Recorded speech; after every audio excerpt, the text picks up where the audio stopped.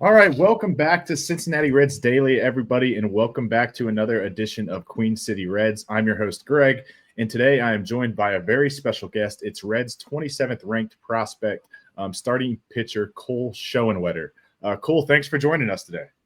Yeah, man. Thanks for having me. I'm excited to be here. Yeah, absolutely. So we'll go ahead and get started. So you're from California originally, Yep. and I know when we were setting up this interview, we were talking in Pacific time. So I assume you're out in California today. Is Yeah. that uh, is that first of all, have you gotten some much needed rest since the season ended, and do you kind of stay out in California throughout most of the off season?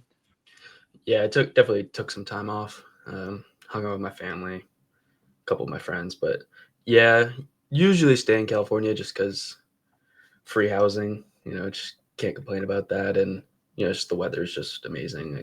I can throw outside all year round, and I don't have too much to complain about out here. So I like to stay out here until I have to report for spring training.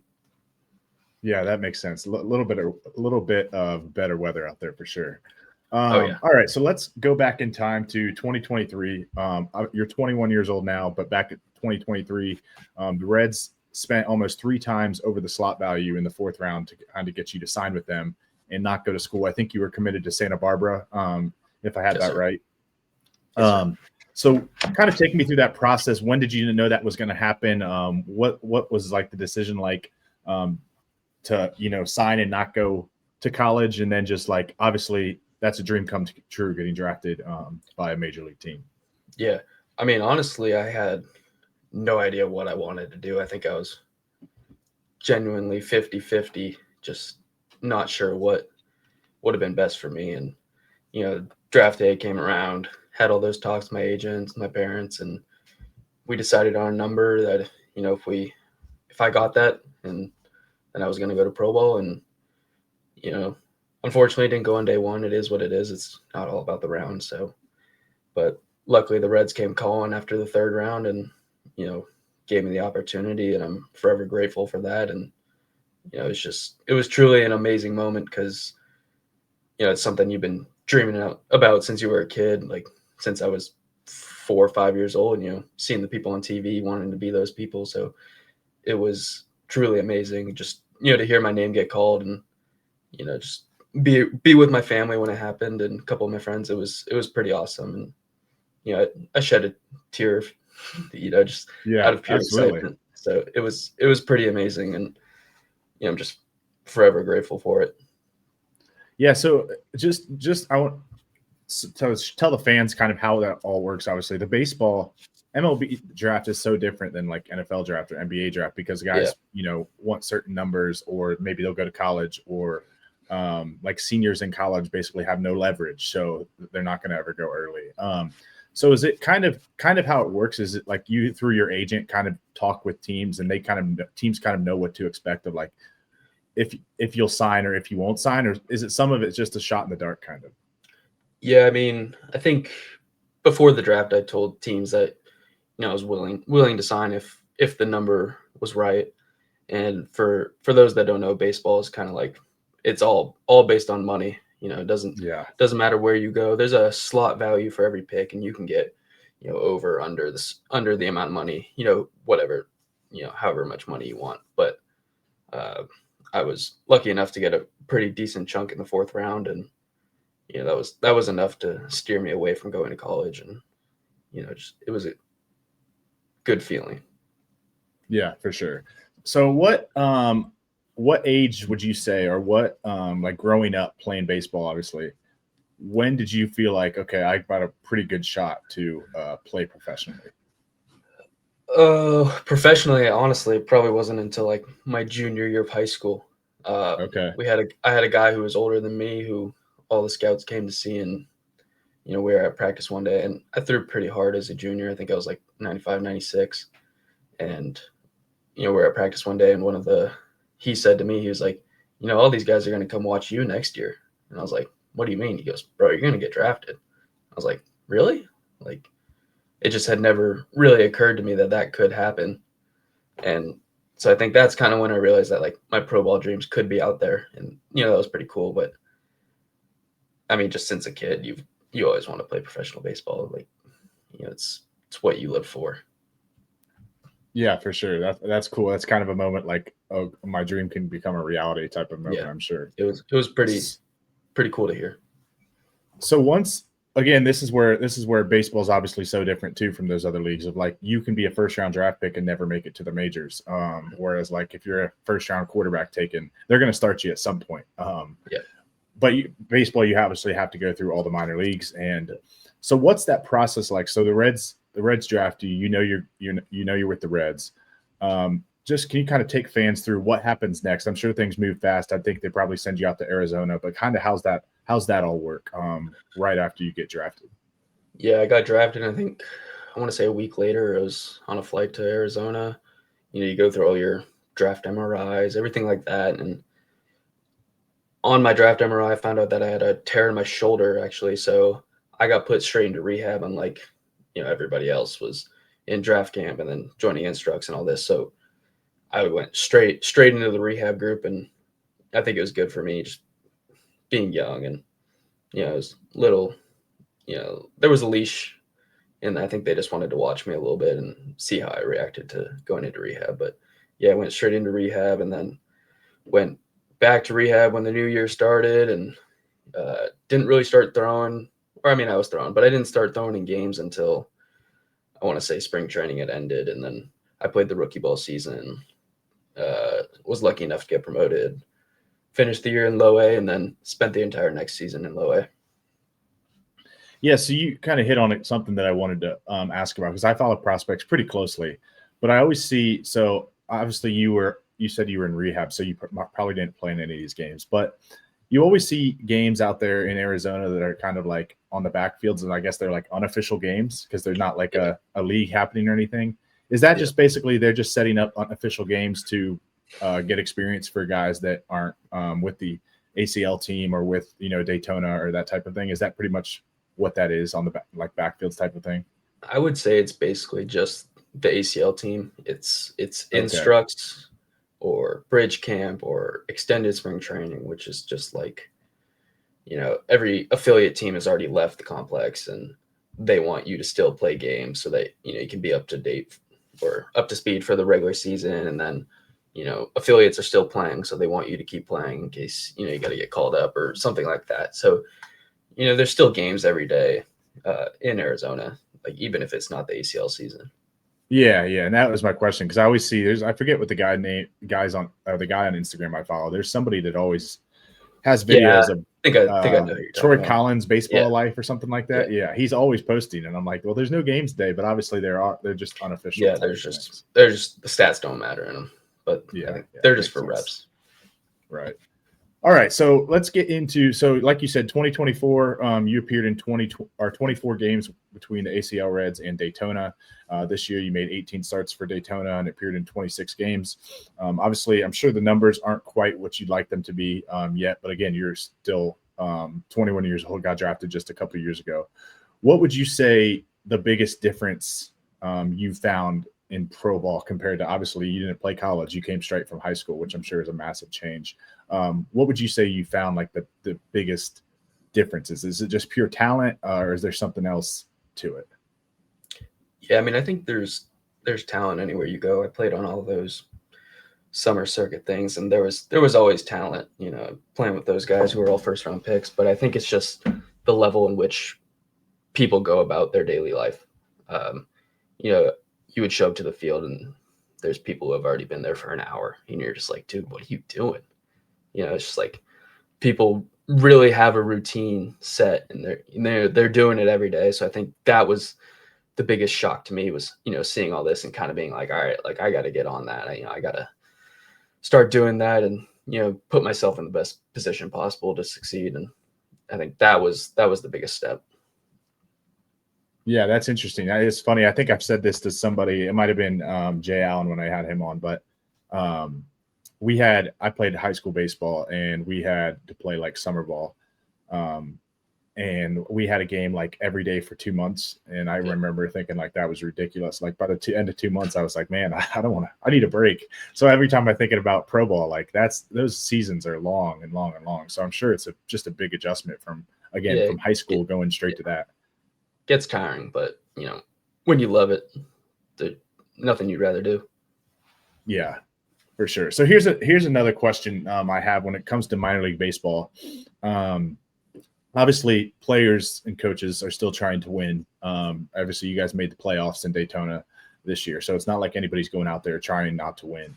But I'm just curious, with the ultimate goal being like for all the prospects to be as good as they can and work on things. Are there ever times where you guys are like asked to like not sacrifice success, but maybe like, hey, don't you know what you got in certain pitches, and they want you to throw a certain pitch more to work on it in games and get those reps? Are there times where like the coaches are telling you guys to just work on things in games that maybe at the time might not be your best out pitch or might not be the best thing going for you at the moment? Yes and no. I think it's different from hitters to pitchers, because pitchers, you only get to pitch once a week if you're a starter at least. So luckily you get a bullpen midweek to work on it. But sometimes they'll talk to you, a coordinator will talk to you and be like, hey, we want you, throwing your changeup more. That's what they came up to me and said. After I really struggled for the first 2 months of the season, it was just kind of all over the place. They came up to me and it's like, hey, throw your changeup more. You get good results with it. Let's do that. So I think that was the biggest thing for me, was just, throwing that more, because, obviously it helped. I started to turn my season around a little bit, but I've seen them tell people, hey, we want you to try and bunt here, or, do this, but it's nothing really that big that you're gonna be like, all right, like you're changing your whole game plan. It's never really that. It's just little things that you add on, and you just That makes sense. try and work on those little things. Like we had a guy who would get to 2 strikes and just couldn't get out of the zone with his slider, so he would just get hit with 2 strikes. And they're like, so the biggest thing he worked on was just trying to leave the zone with 2 strikes. And it's just always little thing. It's never really anything that big. Yeah, makes sense. All right, so I've had, like I said, I think I told you, but I've had Jay Allen on here before. Like Jay, he's awesome. I've had Kim Collier on, and I always love asking the minor league guys I have on here just about the bus rides and the trips you guys take, because obviously it's far and away different than what the major league guys are doing, taking planes and whatnot. So do you have like a go-to activity on bus rides? Are you a listen to music guy or play cards guys, or just give people, I guess, a little bit of insight on what those road trips are like in the minor leagues? I mean, for us, our buses were never really, that active. It was mainly just people. You get your own row, and some people lay down, some people do whatever. I honestly get pretty car sick, so I was kind of I just sit there and stare out the window, and look at my phone until I felt nauseous, and then stare out the window again. It was never really anything that interesting. Maybe we'd play Mafia a couple times, or listen to music. When we beat St. Lucie in the playoffs, that was a pretty fun bus ride back. But it was never really that interesting. It was honestly just everybody on their own. Yeah. What was the furthest bus ride you guys had this season? I think we were lucky. I think it was only like 4.5 hours. Oh, that's not too bad. Okay, Yeah, so you're not having like any 7-8 hour bus rides. Nah, that makes it better. No, Florida State League's not that big. Yeah. All right, here's a guy I wanted to ask you about, just being his teammate. Obviously, he's a big prospect in the Red system, but what are your thoughts on Alfredo Duno? And then just from there, are there anyone else kind of on the Tortugas that you played with this year that you think fans should be aware of, or that just kind of really impressed you? Yeah, I mean, obviously, Duno's just a freak of nature. It was super fun to watch him play, but he's got the hit tool. He's got everything you could honestly think of. He's great. But I think what impressed me with him was how much he matured mentally on the field too. Earlier in the year, it was more of like he would just get super upset when things wouldn't go his way, like things like that. And towards the end of the year, it was more like he truly believed in himself, and like you could tell that his confidence was up and everything, and he wasn't getting too mad. And he was honestly, like, as a pitcher, you love when your catcher talks to you, in between innings. Like, at least I do. I love when they communicate what they see. And I just think he was starting to do that towards the end of the year. And it was really nice to see, because in the beginning of the year, he didn't do it at all. It almost seemed like he was a little lazy in that aspect, but just the way he grew in that aspect of the game. It was pretty awesome to watch because he's only a 19-year-old kid, and yeah, it's crazy. so I think that was really impressive, just seeing that like from him, and I think that made him a lot better and made him more fun to throw to. Yeah, that's awesome. And then anyone else that kind of stood out for you on Daytona that you want to shout out, or just that impressed you playing with him all season? Yeah, Ty Floyd was really fun to play with. He wasn't there that long. Unfortunately, he got hurt, but he was someone that I really looked up to. I got the chance to live with him too, so that was pretty cool. He was nice, a great dude. I think he was just a great mentor because he's kind of been through it all, at LSU, and that was pretty cool. Just learning from him and getting advice and all that stuff, and he's just a great dude. I really enjoyed my time with him.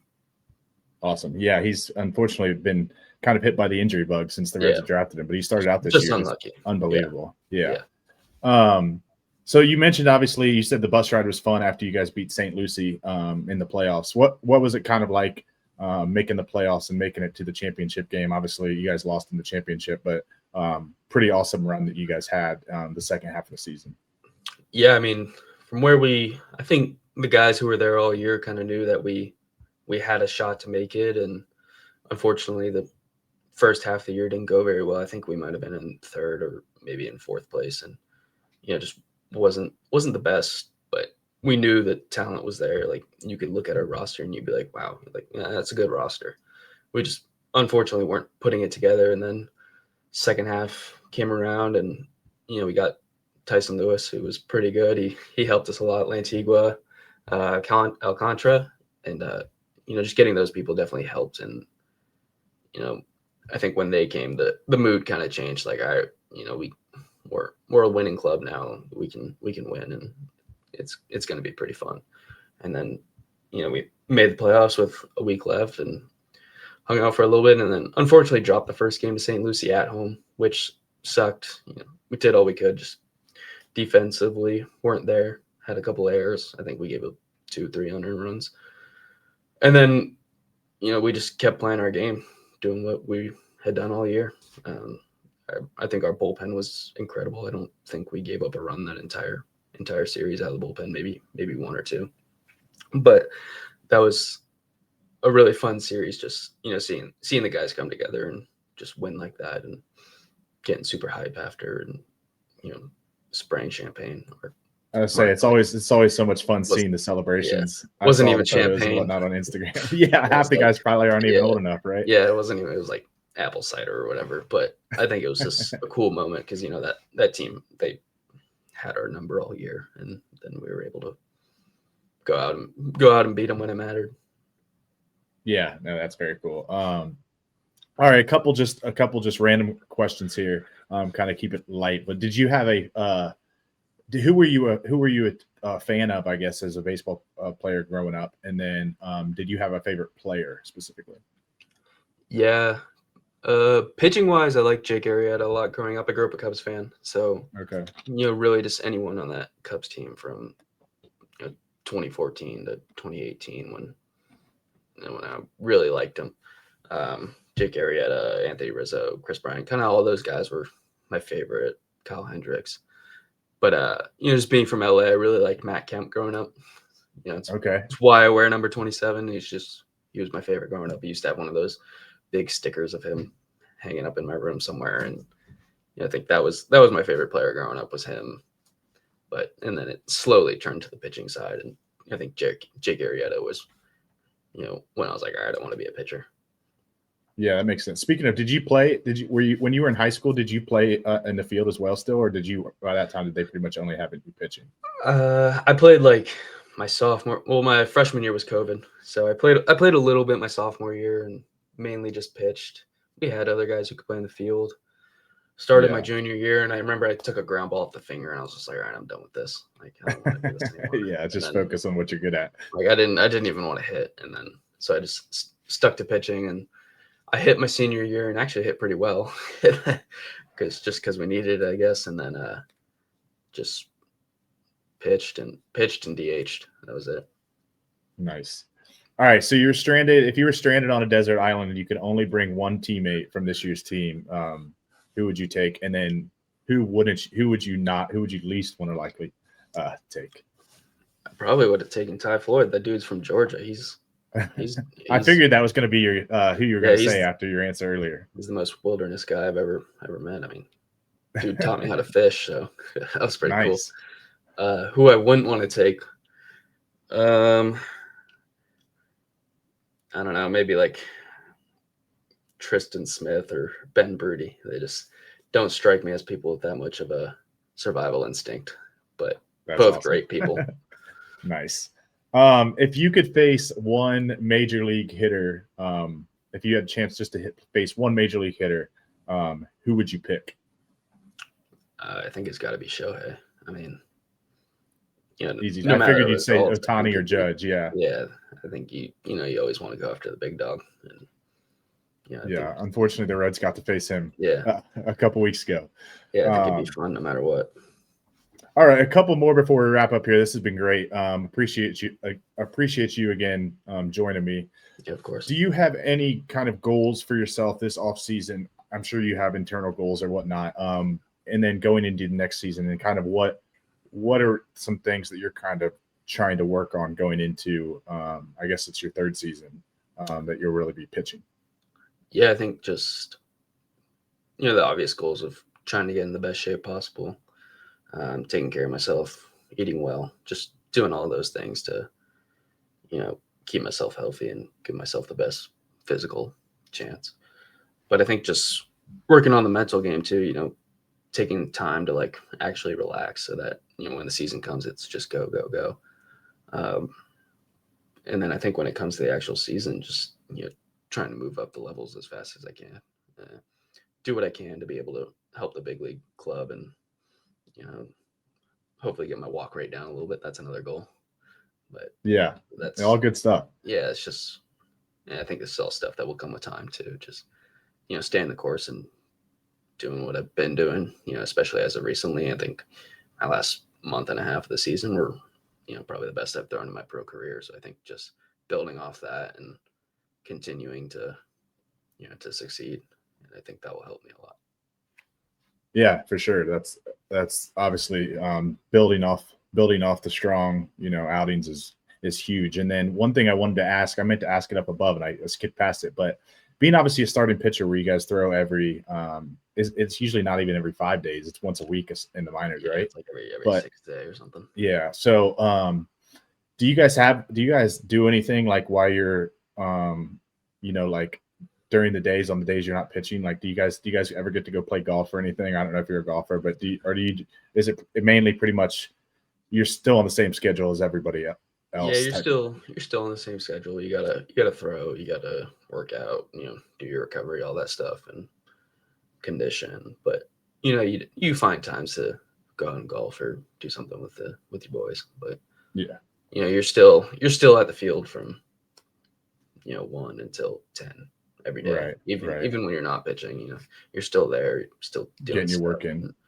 Your preparation for the week shows how well you're going to throw. It's what our coach would always say. He's like, your preparation through the week is the most important part. So, just you got to take that stuff seriously because it definitely helps. Yeah, for sure. So what does off season look like typically for? I know you hit on a little bit of like some of your goals and what you'll do in the off season. But do like the Reds kind of give you a plan after the season? Or like, do you have your own coaches on the side? How's that kind of all work? And like, what's the throwing program type of stuff like in the off season? Yeah, they give you a player plan, which is what they think, what they want you to work on, stuff like that, and then they give you a throwing schedule. I start throwing again on Monday. It's like the 16th or something. I don't know. And then they give you a weightlifting schedule, which you can do. You can do your own one if you want, which is what I'm doing, just with a trainer in town. So I'm doing that, and then it's the same thing every day. Wake up, work out, throw, hang out. I mean, it's pretty easy, but just stuff like that to just get the day done and hopefully get back to season soon because I'm excited for it. Yeah, I was gonna say, and then just to wrap it up, I guess, kind of hit on that point. But like, when do you kind of hear of like getting close to spring training? Of okay, we're getting close to kicking off, and we got to head back out to Arizona. Like, when do you kind of hear about like uh, all that stuff and what's kind of going to come up for you for the season? I guess. Yeah, they send a report date for pitchers and catchers. It's usually around like February 14th. So I mean, I think you kind of find out about the general time, and then I'd say you find out probably like a week before when you're going. Nice. Yeah. So they kind of give you Yeah. a time around, and then Yeah. okay, we got to get out there. Yeah. Is there any one final question on the spring training side of things? I think spring training is always interesting to me because you have so many. You have obviously major league spring training, but everybody's out there, whether it's low A, high A, double A, triple A. Is there anything I guess interesting like that happens on the backfields that like just the normal fan would never think about out there that comes to your mind, or just again, it's just an interesting aspect it's so different because people think of spring training, they think of the major league guys playing in the games. But for anyone that's ever been to spring training, I've been out there to Arizona a couple times, and it's like on those backfields, there's everything going on. There's so many different games going and so many different levels of players. Yeah, I mean, we're out there grinding too. It's not just the big league club. All those guys in the big league clubs, they were on the backfields at one point too. Doing what we're doing, just trying to get better every day. Doing those drills that you probably don't want to be doing, but you're out there doing them. And I wouldn't say it's anything that like you wouldn't expect. It's the stuff you've been doing all your life, pretty much. The basic stuff, bunt coverage, and pitching, fielding, first practice. And third, I always loved that growing up. PFPs. It's all the basic stuff. You're just doing it maybe at a little higher speed, but you're still doing everything that you've been doing since you were 10. Yeah, for sure. And that's when we went on the backfields a couple years ago when I was out there, and it's literally like you said, like you literally go out there and you watch pitchers do PFPs, and it doesn't matter if you're like the number one prospect or everybody's doing non-ranked prospect. Like you're out there grinding and you're doing the things that your high school coaches taught you or your little league coaches taught you. It's kind of cool to see because you appreciate just that everyone's always still working on the little things. So yeah, I mean, it doesn't matter who you are, you're out there grinding with everybody else. Yeah, for sure. Well, cool. This has been amazing. I appreciate the 30 minutes that you took here. We'll be all watching you for sure next year, and hope you continue to grow and get better. So thanks for joining me. And like I said, we'll be watching, and hopefully you continue to climb up the ladder. Yep. Thanks for having me. Yeah, absolutely. All right. As everybody, thanks for watching. As always, if you've made it this far, appreciate it if you'd like, subscribe, comment, do all the fun things. But we have a couple more interviews lined up throughout the off season. But again, thanks to Cole for joining us today. And as always, I leave you with a Go Reds.